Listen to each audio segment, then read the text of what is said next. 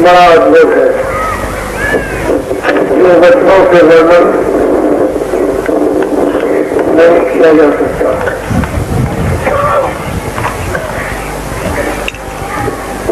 कितना मालिक प्रकाशमान जिसके रोम में कितना प्रकाश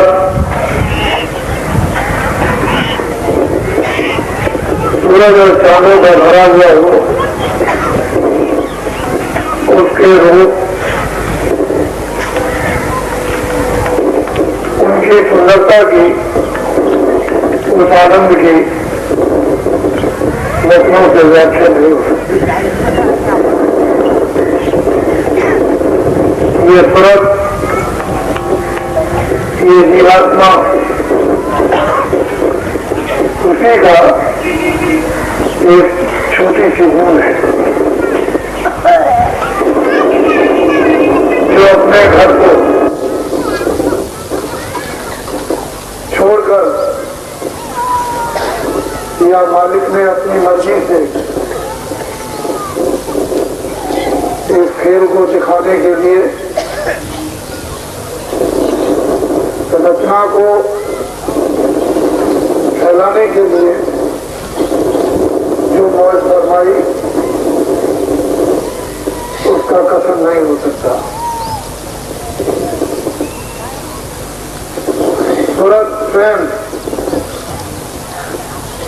ये उसका बोध करती है, वाणी नहीं।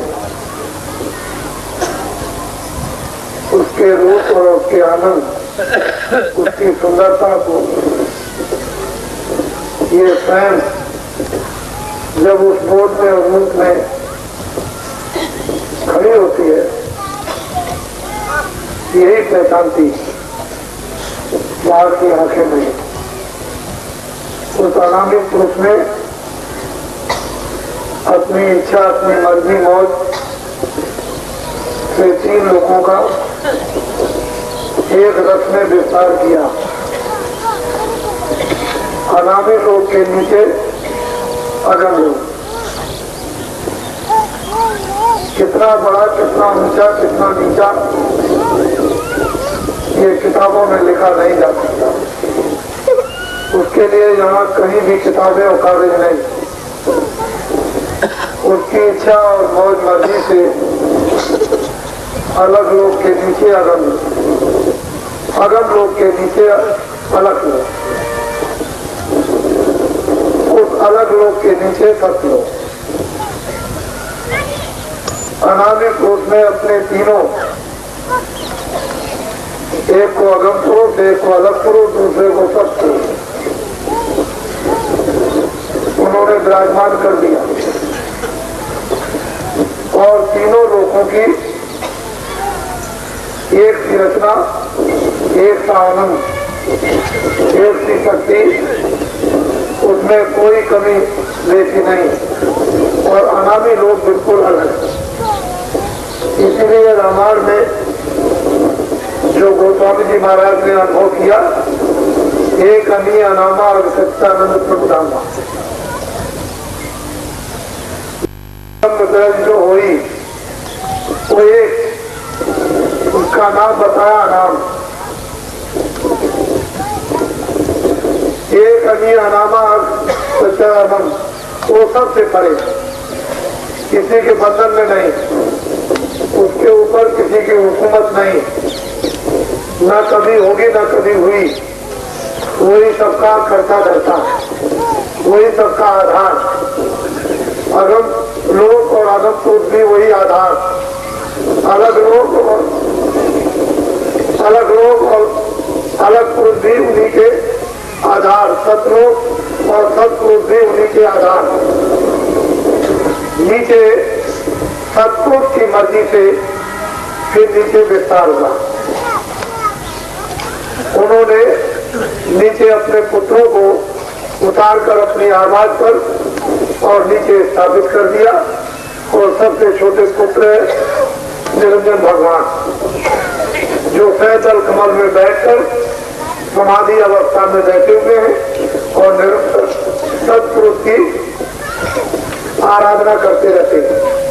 एक क्षण भी उनकी आराधना से उनका विक्षेप नहीं होता है और उनको सतलोक से सत्पुरुष ने देश निकाला कर दिया कि जाओ तुम यहाँ से चले जाओ।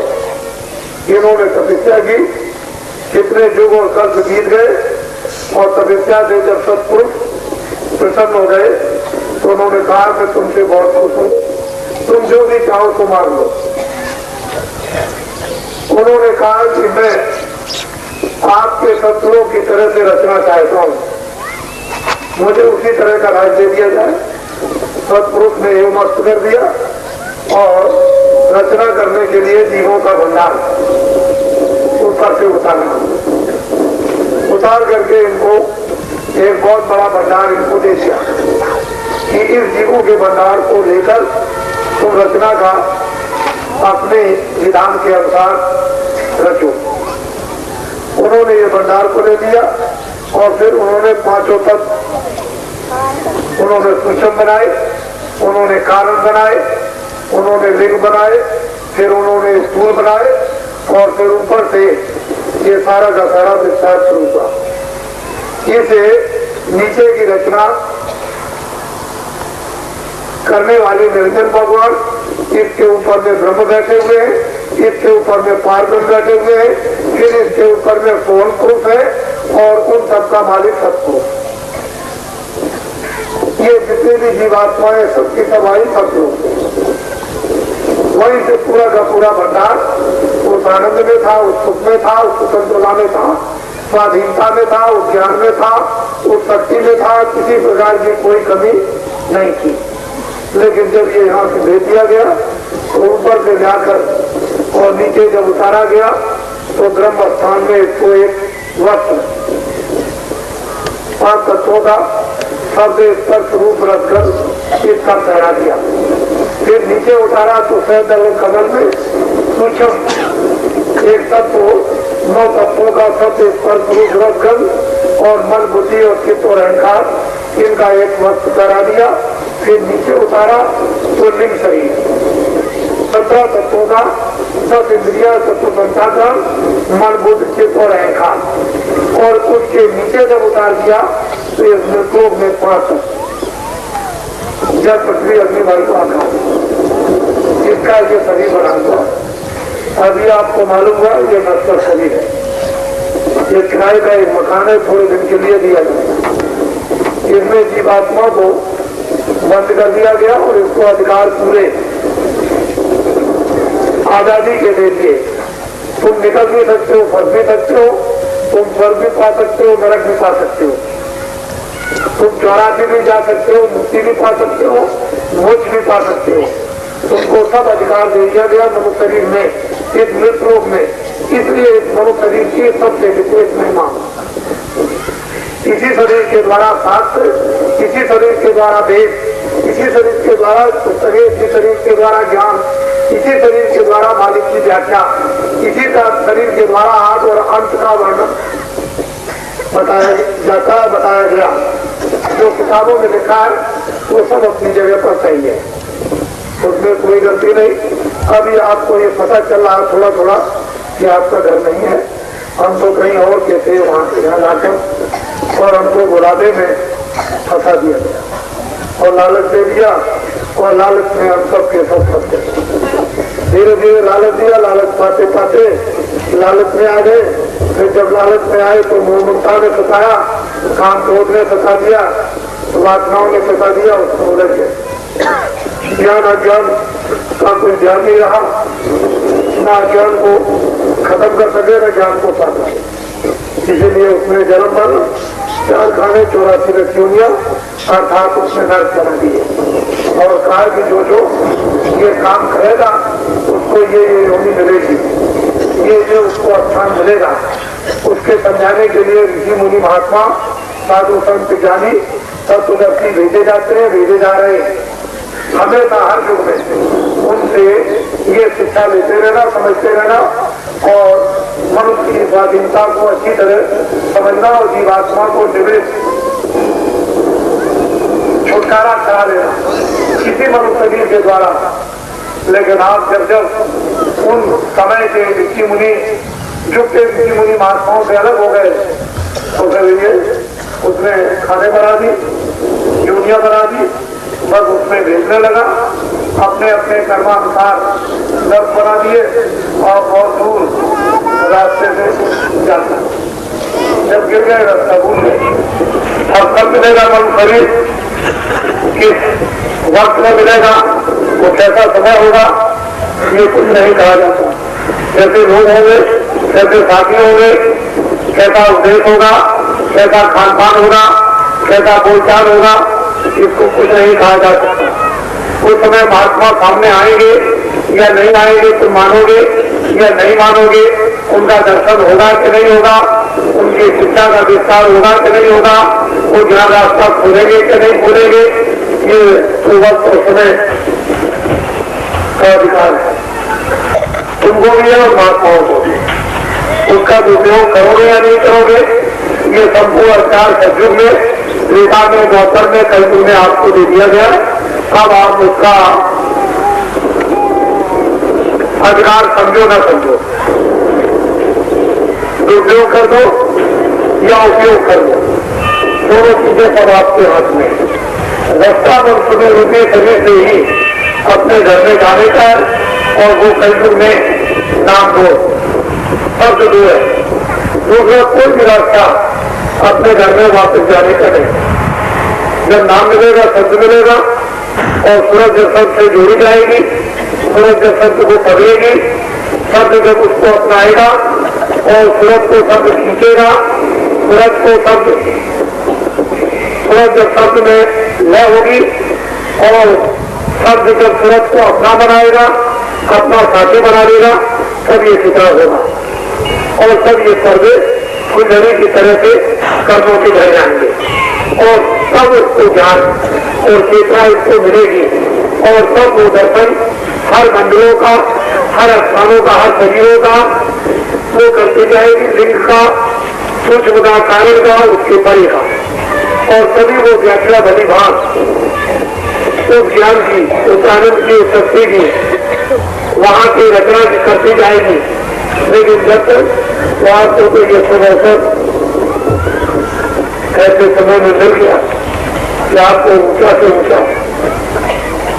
संदेश सुनने को मिला, फिर सहयोग मिला और तुम सहयोग उसका देते नहीं हो, फिर तुमको जब भेद बताया गया तो तुम अपनी सूरत को नाम के साथ जोड़ते नहीं, तुम उसके बचते नहीं हो। अरे शब्द तो गुरु है, शब्द तो ज्ञान है, शब्द एक आनंद है, उसके साथ जुड़ते नहीं हो तो तुमको अपना कैसे बनाएगा? तुमने तो घूमत लगा रखा है, कर्मों के पर्दे उड़ रखे हैं, इसलिए वो अपने में शब्द सूरत को नहीं मिला पाता। वो धीरे धीरे पर्दे जब उतार देगा तो सूरत को अपने में प्रकाश रूप में, आनंद रूप में, ज्ञान रूप में, शक्ति रूप में मिला देगा और सूरत शब्द का रूप जब बन जाती है तो स्वयं रचना यही सूरत कर्ता बन जाती है, रचना करने लगती। तो ऐसी छोटी अवस्था जो आज मानव शरीर में सूरत ने धारण की है वो लोप हो गई। उसको इस बात का ज्ञान भी नहीं है कि हम कितने ऊंचे स्थान के, हमने कितनी ऊंची शक्ति, हमने कितना ऊंचा ज्ञान, हमने कितना बड़ा प्रकाश, ये सब कुछ आज वो अपने को मोहताज, मरीज और रोगी ये जीवात्मा बन गई। उसके सहयोग साथ के लिए, मदद करने के लिए महापुरुष वो सत्पुरुष है, भेजता रहता है कि जाओ जीवों को जाकर किस तरह से पकड़ो, किस तरह से अपनाओ, उनको ऐसे उनको खुद और साफ करो, धीरे धीरे करके तो वो पकड़ते हैं। लेकिन आप उनको पकड़ लेने दो, शुद्धि और सफाई को कर लेने दो। जब धीरे धीरे बाहर के अंग जो चंचल है, मन है, बुद्धि है, आंखें हैं, कान है, जिब्रा है, ये शुद्ध और साफ जब हो जाएंगे और फिर इनका मैल जब धुलेगा तो आंतरिक उस पर असर हृदय पर होने लगेगा। जहाँ तुरंत बैठकर आंख लेकर के अंधी हो गई, कान लेकर के बहरी हो गई, नाश्ता लेकर के उसकी नाक बंद हो गई, उस पर जब असर पड़ेगा तो पर्दा उतर जाएगा, आंख भी खुलेगी, नाक भी खुलेगी, कान भी खुल जाएंगे, सुनने भी लगेगी, देखने भी लगेगी, सुनने भी लगेगी, हर तरह की सुगंधे, हर तरह के दूसरे, हर तरह के शब्द आपको सुनाई देंगे, बहुत ही रसीले और प्यारे। लेकिन महात्माओं की जो क्रिया है उसे हमें समझना चाहिए कि वो हमको कैसे कैसे यानी मदद देकर के साथ शुद्ध पवित्र निर्मल करना चाहते हैं। तो लोग इस जल्दबाजी में सब कुछ भूल जाते हैं और आपको ये जल्दबाजी नहीं करना चाहिए। ये कितने युगों का काम, कितने सदियों का काम, ये आज का नहीं है। कितने सजयुग बीत गए, कितने तिलका बीत गए, कितने द्वापर बीत गए, कितने कलयुग बीत गए, इन सब का काम अभी पड़ा हुआ है और उन कर्मों के अंबार, उन कर्मों के पहाड़ ये बराबर लगे हुए हैं। इन सब को जलाना, इन सब को उतारना ये छोटी साधारण हंसी और खेल की बात नहीं है। ये महापुरुषों ही ये बात है जो इतने बड़े पहाड़ गड्ढे को जलाकर खत्म कर देते हैं और जीवों को इस तरह से खिलाते हैं। ये उनका परिश्रम कोई वजन नहीं कर सकता, बच्चों देखने में नहीं आ सकता। महात्माओं ने तो इसके लिए कर्म तोड़ दी, लेकिन आप किसी साधारण पन में आसानी में तुम्हें को समझते नहीं हो, कष्ट करके मुसीबत उठाकर जब कोई चीज मिलती है तो उसकी इज्जत होती है, उसकी कदर होती है और आदमी फिर उसको किस तरह से पकड़ के रखता है।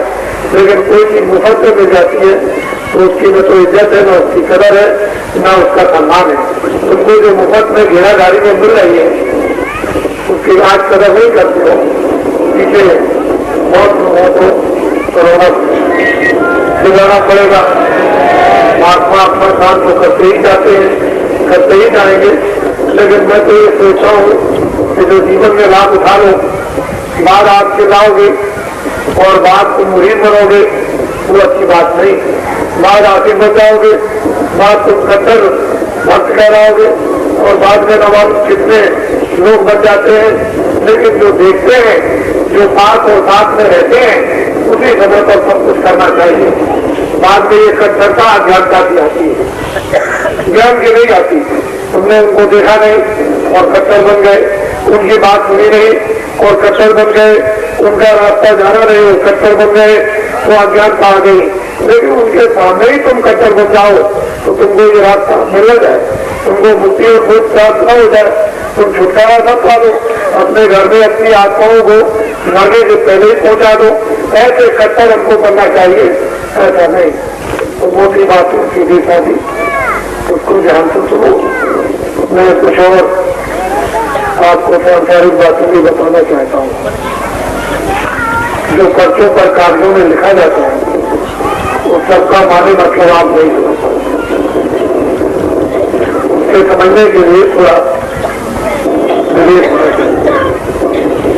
बुद्धि निर्मल होनी चाहिए। तो महात्माओं के पर्चों की बात थोड़ी थोड़ी संक्षेप में समझोगे, लेकिन मैं से नहीं समझ पाते और उसी से हो जाता है तुम्हारा नुकसान।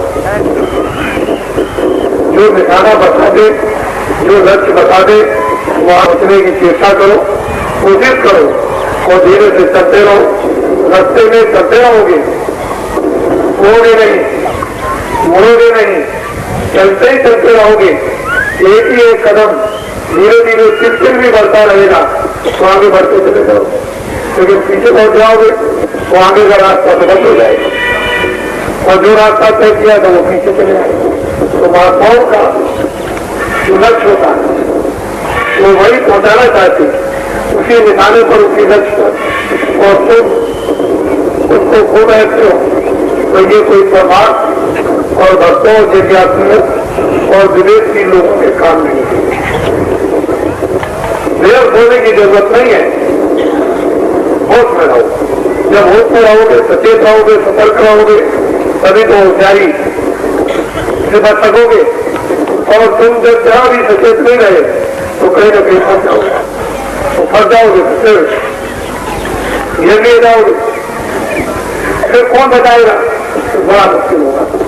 इसलिए कहानी बुराइयों की चल रही है, उससे निकलने के लिए एक सत्संग रूपी सहारा, वो सत्संग एक कील है, महापुरुष एक नौका है। हमको उस तरफ बढ़ना चाहिए, जब धीरे धीरे धीरे धीरे उनकी नौका के पास पहुंच जाए और नौका पर सवार हो जाए। और नौका महापुरुषों के नाम की है, शब्द की। वो ऐसी चीज आपके अंदर प्रवेश करना चाहते हैं, ऐसी लंबी बंदी लगाना चाहते हैं कि धीरे से उसको पकड़ करके तुम संभल कर चल जाओ।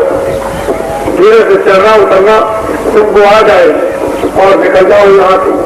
और बिना नाम वृद्धि बंदी, बिना नाम वृद्धि भाग की कोई यहाँ से जा नहीं सकता है। उसने एक ही रास्ता आने का और एक ही रास्ता वापस जाने का निर्धारित अनाज खाते बना रखा है। उसने दूसरा कोई रास्ता इधर नहीं किया, एक ही रास्ता। अज्ञान के तो अन्य अनंत रास्ते हो सकते हैं, लेकिन ज्ञान का धर्म पहुंचने का एक ही रास्ता और वो नाम है वो सत्य।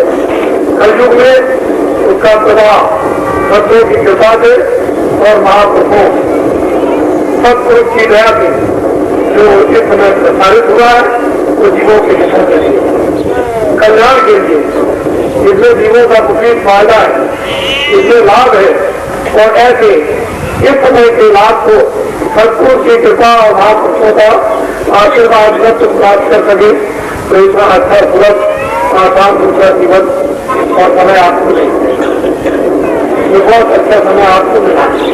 इसलिए आप उस अनुकूलता में आओ और उसमें आओगे तो बहुत अच्छा हो जाएगा, ठीक होगा।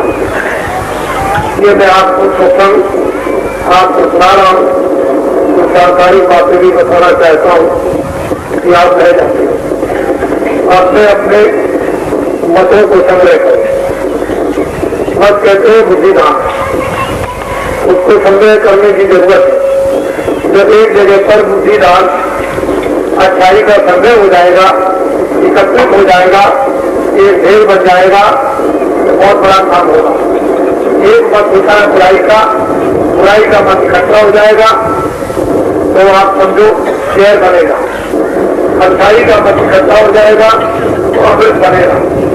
इसी में दो में, अमृत और जहर में, इसी में लड़ाई है। जहर खा लोगे मर जाओगे, अमृत पीलोगे मर जाओगे। मोटी सीधी सादी बात, इस मत संग्रह को एक जगह एकत्रित करो। अच्छाई का संग्रह होना चाहिए, अच्छाई का संग्रह हो जाएगा, उस गंदगी से बच जाओगे। बुराई मत संग्रह होगा, बुराई में फंस जाओगे, बुराई का लेप कर जाएगा, फिर वो कर्म आपको भोगना होगा, बच नहीं सकते। फिर परमात्मा का आपको कोई लाभ नहीं, कोई फायदा नहीं होगा। तुम चिल्लाते बने रहोगे लेकिन लाभ कुछ भी नहीं मिलेगा। इसलिए जो शिक्षाएं दी जाए इस आत्म कल्याण के लिए, क्योंकि महात्मा जानते हैं किस तरह से थोड़ा ही तो वक्त रहेगा। 50 साल निकल गए, कितने दिन रहे? 60 साल निकल गए, कितने दिन रहे? अरे 30 साल निकल गए, आधी आयु खत्म हो गई। तो आपके 25 साल निकल गए, वो आयु खत्म हो गई आपकी। तो अब ये बताइए कि कितने दिन रहना है? तुम्हारे सामने रोज घटनाएं जाने की होती रहती है, तो रोते हो, चिल्लाते हो, विलाप करते हो।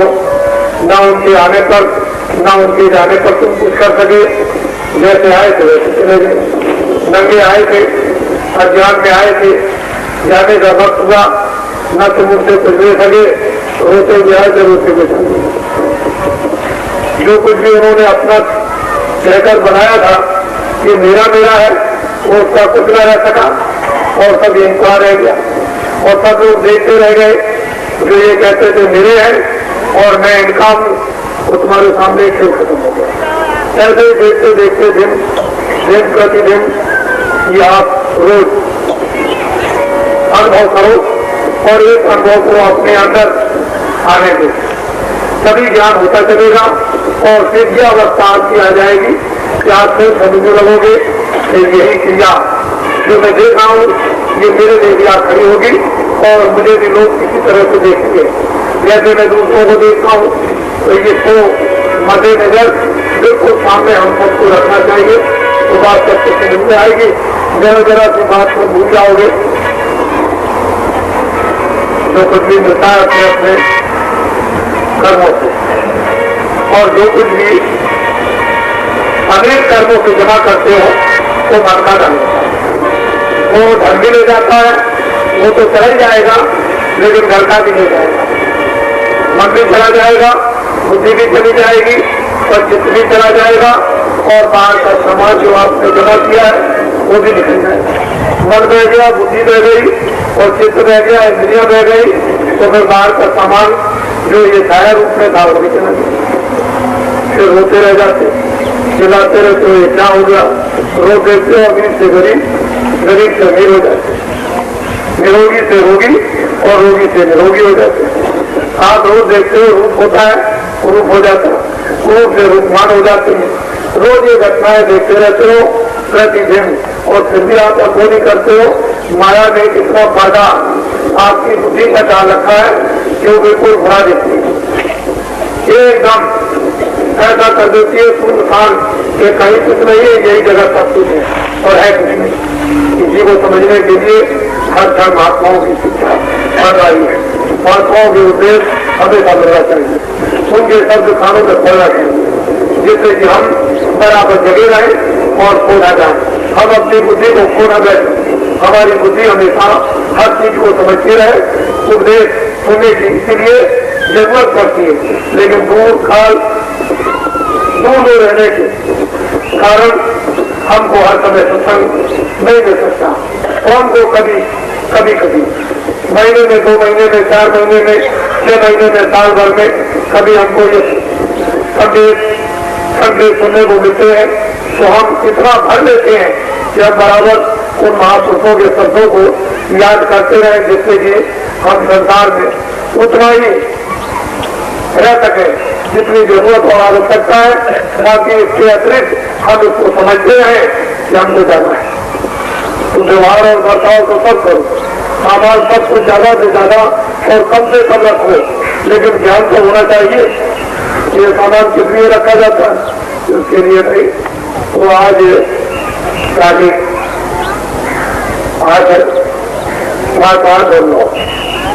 3 दिन का कार्यक्रम रखा गया।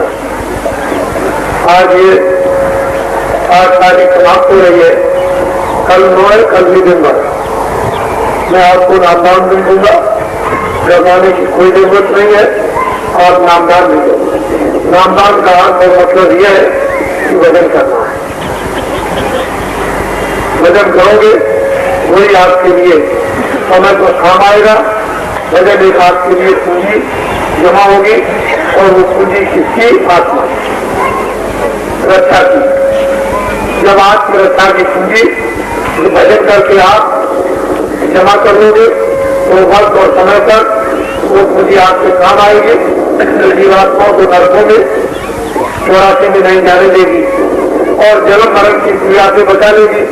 लेकिन पूंजी वजन करके ज्ञान के वजन से शब्द को आप प्रकट नहीं करोगे, शब्द को आप पकड़ोगे नहीं, तो पूंजी जमा नहीं।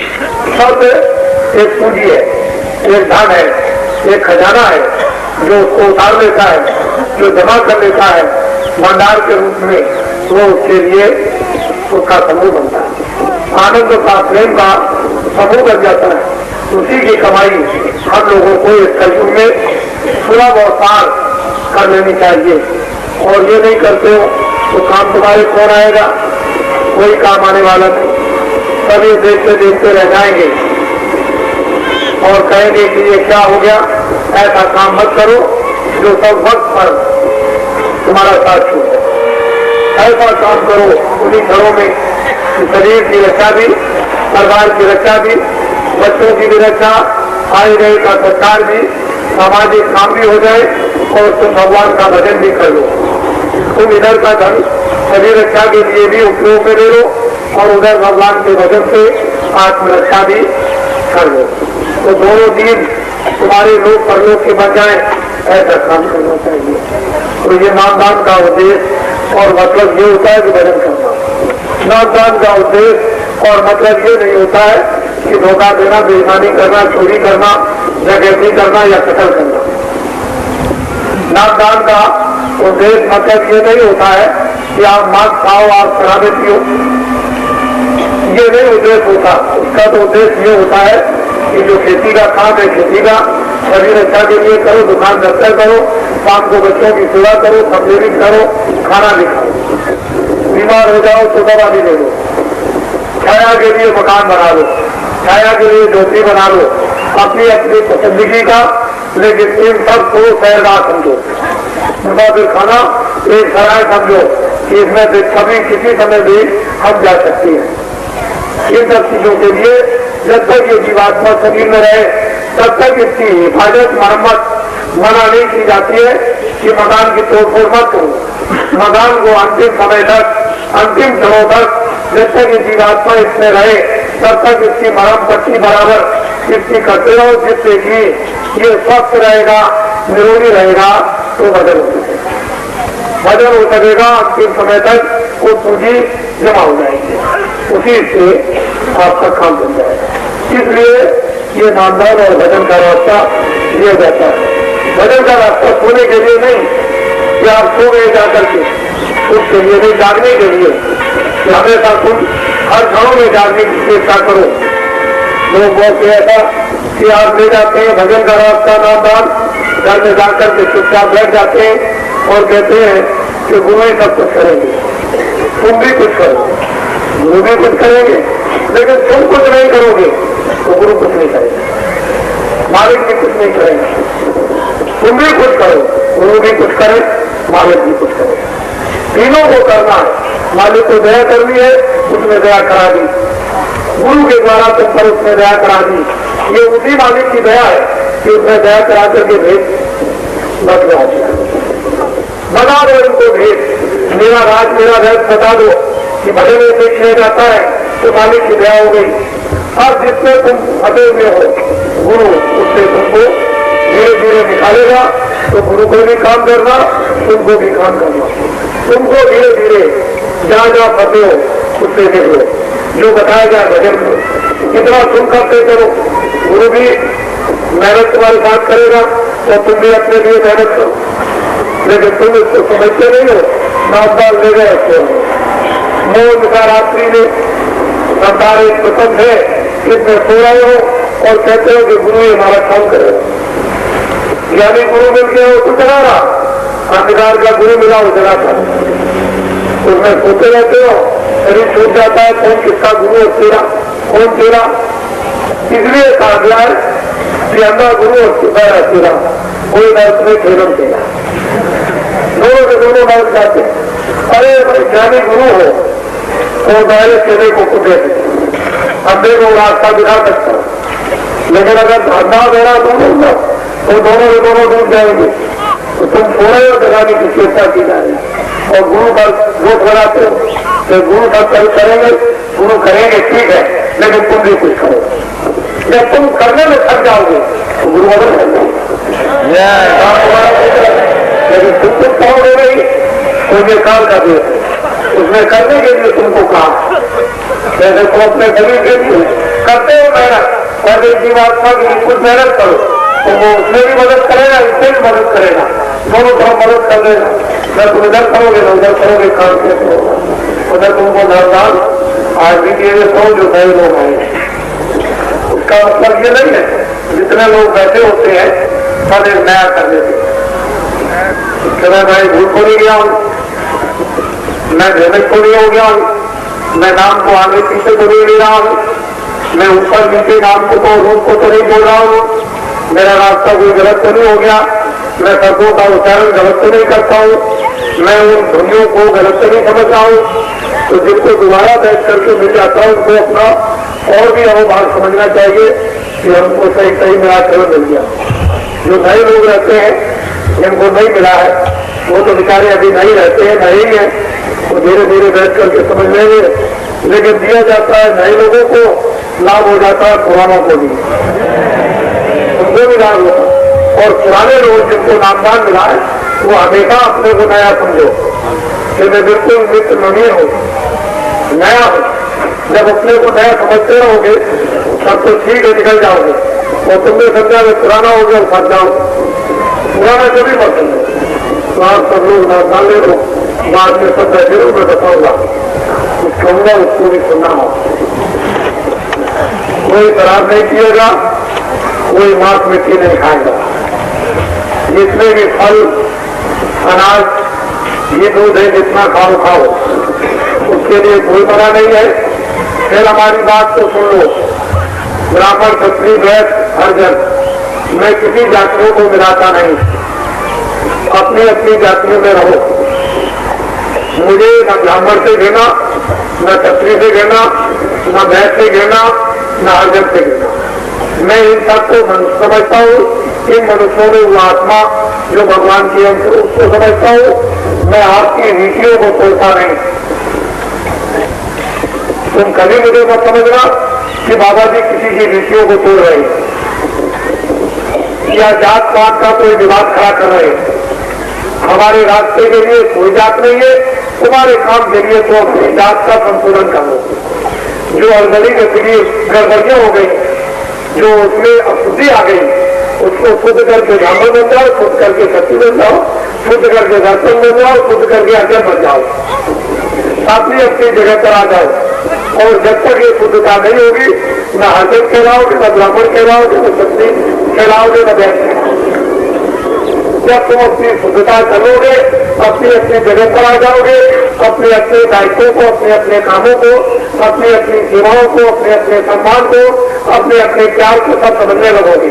हमारे यहाँ कोई जात पात बिगाड़ी नहीं जाती, न हमारे यहाँ कोई नई जात पात बनाई जाती। जो अड़बड़ी गड़बड़ी हो गई उसी का संशोधन शुद्धिकरण कर दिया जाता, अपनी अपनी जगह पर आ जाओ। सीधी सादी बात, हम किसी की जात पात में किसी की जात पात के साथ संबंध शादी का नहीं कराते। ब्राह्मण ब्राह्मण आ जाओ, क्षत्रिय क्षत्रिय आ जाओ, वैश्य आ जाओ, अर्जुन अर्जुन आ जाओ। और जब तुम्हारी इच्छा हो कि हम गरीब हैं, हम ऐसी यदि संबंध शादी कराना चाहते हैं जहाँ हमारा खर्चा न हो, यहाँ कुछ खर्चा, यहाँ कोई खर्चा नहीं है। भंडार खुला हुआ है, उनमें जो कुछ भी आपको भोजन रूखा सूखा मिल जाए उसमें भोजन करो, और यहाँ दुखम सुखम जमीन मिल जाए उस पर रहो। और ये काम करा दो और भजन करो, ध्यान करो। और जैसे भी मतलब ये है कि परस्पर प्यार और सत्संग का जल ये पियो, जिससे कि सत्संग जल जो कोई पाले महिलाई सब कट कर जाती। सत्संग महिमा कागर बखानू, ये सब जतन और नहीं जाने। ये सत्संग की महिमा वर्णन करने में नहीं, ये सत्संग एक जल होता है। तो नामदान दे दीजिए, हमने जो वचन दिया हम पूरा करेंगे, इसको आप ध्यान में रखो। सब लोग एक साथ एक आवाज में भगवान के नाम को बोलेंगे। पहले मैं बोलूंगा, उसके बाद में आपने सुना है कि हम इस वैसे तो भंडारा चला, किसी को कोई मना नहीं करता। वैसे तुम अपनी इच्छा के अनुसार कुछ बना लेते हो तो ठीक है, वैसे तो चली रहा, लेकिन कल आपको बनाने की जरूरत नहीं। उनकी तरफ से उनकी इच्छा हुई, उन्होंने प्रार्थना की, चलो जिससे जो हो जाए। सीधी साधी बात, कल आप दे दिया है, अपना भंडारा होगा, सेवा के लिए भंडार घर में जरूर जाएंगे। रात को 12 बजे से कार्यक्रम शुरू होगा। वो तुम जानती हो गिरने वाला हाथ अपने को अपना और पेट अपना है और काम अपना, तो ये तो तुमको सब मालूम है। तो वहां पहुंच जाना कहने की जरूरत नहीं है। जो जितनी सेवा करता है उतना ही फल पाता है। सेवा कहकर के भी की जाती है, सेवा समझ से की जाती है, और ये संगत की सेवा होती है। उधर वो सेवा करेंगे, बनाने वाले बनाएंगे, जो जिसका उपयोग हो और जो जिसमें जो क्षमता हो वो सेवा करेंगे। ये तो मैं आपको बता देता हूँ। उधर 12 बजे से कार्यक्रम चालू हो जाएगा भंडार घर में, कल बनाने के लिए। और कुछ ऐसी बात आपके सामने है कि मिट्टी पड़ी हुई है, तो कुछ ऐसा भी होता है कि लोग ये सोचते हैं कि भाई कुछ करें, कुछ गुप्त दान होता है। गुप्त दान का चाहे पैसा ही हो, थोड़ा ही हो, लेकिन गुप्त हो। गुप्त दान का फल गहरा होता है। कुछ लोग ऐसे होते हैं कि दिखा के करते हैं, उसका कम फल होता है, और गुप्त दान का ज्यादा होता है। तो ये काम थोड़ा सा खराब हुआ है। ये तुम्हारी सेवा से लाखों संगत बहुत बढ़ रही, बहुत बड़ा विस्तार। कितने लोग आएंगे, जो पहले लग जाएगा और कितने दिनों तक उसका काम, उसकी सेवा का फल उसको मिलेगा। तो एक मीटिंग भी होगी, वो तो बाद में हो जाएगी, और संस्था की भी मीटिंग होगी। दोनों के काम वैसे अलग अलग, इसकी देखा देखी का काम अलग है और संस्था का काम अलग है, लेकिन वो तो एक ही जगह पर है। तो मीटिंग भी हो जाएगी संस्था की भी और ट्रस्ट की भी, वो होगी। लेकिन ये काम करा हुआ और आपको चिट्ठियां भी मिली होंगी कि इसकी दीवार तो वो बक्सा रख दिया जाएगा, रखा है, उसमें लोगों ने कुछ गुप्त अरे शुरू किया, उनको बताया तो बच्चे ने खुद पूछकर वो उधर में खाते में रखा रहेगा, वो खुद पूछ करके मुट्ठी बांध के दिखा के नहीं, उसमें गुप्त डाल दिखा के नहीं, दिखा के बात नहीं है, गुप्त जो कुछ भी डालो गुप्त उसमें इसके लिए, ताकि ये काम आपके सामने जल्दी हो जाए। मैं तो बच्चों के लिए निकलूंगा, फिर पूरे ठहर जाए। कल के दिन भंडारा होगा मदनलाल खंडेलवाल की तरफ से, और ये जो तमाम बेचारे रोते हैं कि महाराज हमारे पास पैसा नहीं है, बीमारी हो गई, हमारे पास पैसा नहीं, हम कहाँ जाए, पैर बहुत दूर पड़ता है, बड़ी तकलीफ होती है, व्यवस्था नहीं है, और ये तो जानते हो कि किसानों पर कितनी तकलीफ है, हमको मालूम है, हम जानते हैं, हमको ये पता है कि जमीन है इसमें कुछ नहीं बचता। जब इतनी जमीन में कुछ नहीं बचता है, अगर बीज जोड़ लिया जाए, खाद जोड़ ली जाए, मेहनत जोड़ ली जाए और पानी जोड़ लिया जाए, ये ट्यूबवेल 3 चलते हैं, इसी जमीन में उसका किराया जोड़ दिया जाए, जो टैक्स दिया जाता है बिजली का, तो कुछ भी हाथ में नहीं आता।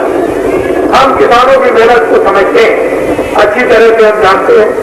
तो ये खंडेलवाल जो भंडारा करेंगे या मदनलाल खंडेलवाल, ये एक बड़ा अस्पताल कल उसका एक बूथ होगा ईटों का, और जो तमाम लोग आएंगे, हम ऐसा चाहेंगे कि लोगों को उसमें कुछ देना न पड़े, बेचारे गरीबों को, बीमारों को और लोगों को मुफ्त में लोगों को दवा मिले और उनकी सेवा हो, जहां तक संभव हो वहां तक तो हम प्रयत्न में किसी प्रकार का करेंगे कि मुफ्त है ये बीमारी की सेवा हो, ऐसा कार्यक्रम।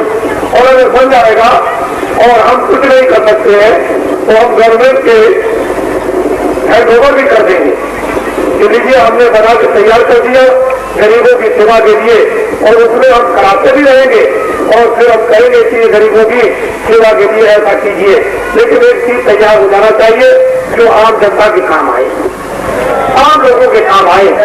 अच्छा है लोगों का उसमें कुछ सेवा लग जाएगी, क्योंकि लोग होते हैं पीड़ित रहते हैं, यहाँ भी बहुत से बाहर से भी आते रहते हैं, ये किसान भी विचार चलाते हैं। हमारी बहुत दिनों से ये विचार जाना भी थी, स्कूल एक छोटा सा चला, उसमें कलम और कागज किसी को भी नहीं लगता है, मुफ्त में फ्री विद्यादान दिया जाता। वो 5 रात तक हम आगे भी बढ़ाना चाहते हैं, लेकिन समय के अनुकूल और व्यवस्था के अनुकूल धीरे धीरे बढ़ा देंगे, लेकिन जल्दी में नहीं। तो लोगों को विद्यादान 5 रात तक मुफ्त में, कोई कलम कोई पत्ती बैठने की तो उठने की कोई चीज नहीं उनको खरीदनी है, वो सीधे अपने घरों से चले आए और यहाँ आकर के उनको सब चीज मिल जाती है और अध्यापक विद्यार्थी उनको पढ़ाते हैं और अच्छी पढ़ाई होती है। हम व्यवस्था और भी अच्छी करना चाहते हैं, लेकिन सुविधा के मुताबिक ही व्यवस्था अच्छी होगी, उसको थोड़ी सी देर लगती है। ये काम तो कल एक अस्पताल का आपके सामने एक मुहूर्त होगा, एक मुहूर्त होगा, और ये इसमें आप जो सामने है, ये जहाँ इतना बड़ा धन का उद्देश्य चारों तरफ फैलेगा, उसकी चिंगारियां चारों तरफ चलेंगी और लोग आएंगे कि ये कहाँ से विस्तार किया गया था, तो उसके लिए भी आप लोग कुछ कर लीजिए। मैं बड़े साफ शब्दों में और ये सब जनता जनार्दन के लिए, ये मेरे लिए क्या है, मैं थोड़ा देरा आदमी, मेरे पास तो कोई बाल बच्चे नहीं, जो कोई आदमी सोचता हो कि भाई इनके पास कोई बाल बच्चे हो, मेरे पास कोई नहीं, मैं जो कुछ भी है उन्होंने जो बताया, जो उन्होंने आदेश दिया उसका पालन करता हूँ, और जैसा जैसा वो अपना कराते जाएंगे करता जाऊंगा। मुझे परमार्थ और स्वार्थ दोनों के लिए उन्होंने कहा था, तो मैं दोनों की तरफ से कोशिश और चेष्टा करता हूँ, लेकिन असली जो हमारा कदम है वो परमार्थ हो जाइए। जो लोग अपनी मतदान के वक्त में खुश हो गए, मतदान नहीं दिया, आप लोगों ने सबसे बड़ी भूल की है, सबसे बड़ी गलती की। किन लोगों ने मतदान नहीं दिया।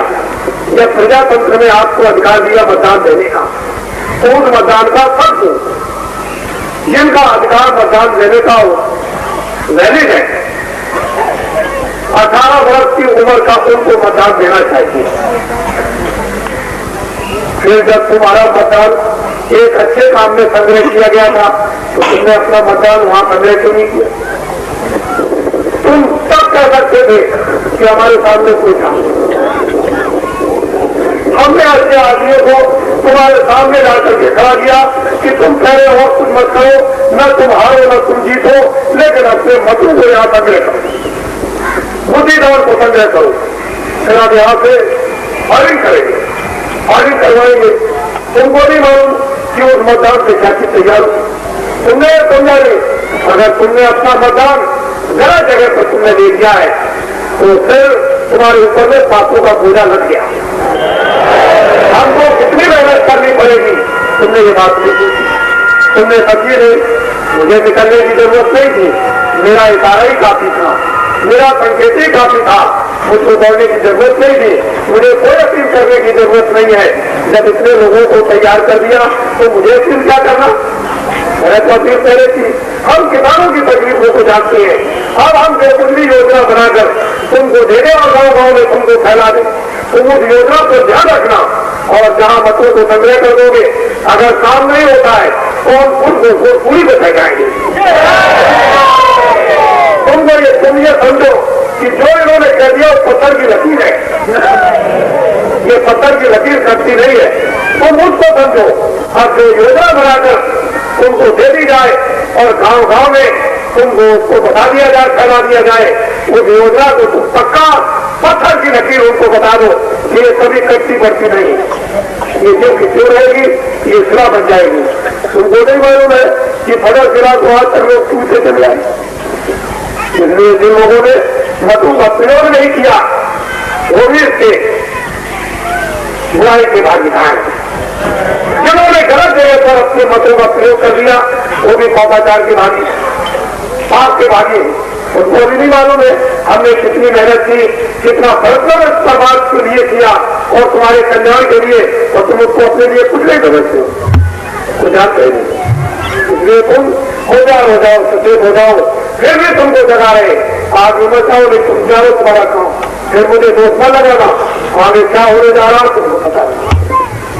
वो हम सड़क बनाकर और उस सड़क को दिखाकर लोगों को सड़क पर जब लोग चिल्लाएंगे तो भरेंगे, उनको कोई रास्ता नहीं मिलेगा, सड़क पहले से तैयार है कि सड़क पर आ जाएंगे।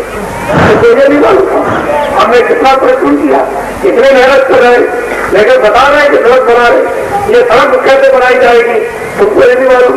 तुम अभी स्वार्थ में डूब गए, 2 मिनट के अंदर तुमको स्वार्थ समझ गया ना।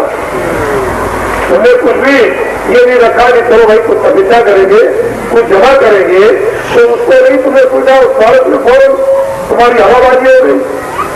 तुमको जो काम दिया जाए उस काम को करो, सब काम बन जाएगा, तुम्हारा भी बनेगा, औरों का भी बनेगा। इसलिए हम एक योजना लोगों को दिए देते हैं जो किसी के दिलो दिमाग में नहीं है, और गांव गांव में जंगल के काम तक गांव में पहुंच जाएगी, और जो कुछ भी पत्र दिया जाएगा और बता दिया जाएगा पत्थर की लकीर है। वाले में अभी होशियार हो जाओ, तुम्हारे लिए अभी इशारा किया जा रहा, कभी सुन जाना, तुम्हारा काम जाना, आगे एक रहने वाला नहीं है, आगे बड़ा भारी नुकसान होने वाला है, छोटा मोटा नुकसान होने वाला नहीं। देश के व्यापारियों, देश के किसानों, इतना भारी नुकसान होने वाला है कि चार जब बचेगी तब तुमको मालूम होगा। और सोना जो है वो 4 से भी ऊपर चला जाएगा, एक सोने का 4 खा जाएगा, क्या बोलो, तुमको अभी पता क्या, सब चिन्ह उड़ेंगे आसमान में, दिन में तारे दिखाई देंगे, रात को भी दिन में सब तारे दिखाई देंगे, और सब तुम्हारी पूछ होगी, सब बुलाएंगे लोग, 7 झाड़ियों को ले आओ, सारी दुनिया चिल्लाएगी। तुम जरा पहले तो रहो, तुम पहले सफर तो किए रहो, तुम ठहर के गलत त्याग तो कर लो, तुम ठहर के इसमें तपस्या तो कर लो, तुम इसमें कुछ सिद्धि तो कर लो। अरे दुनिया तो चुनावी वाली है।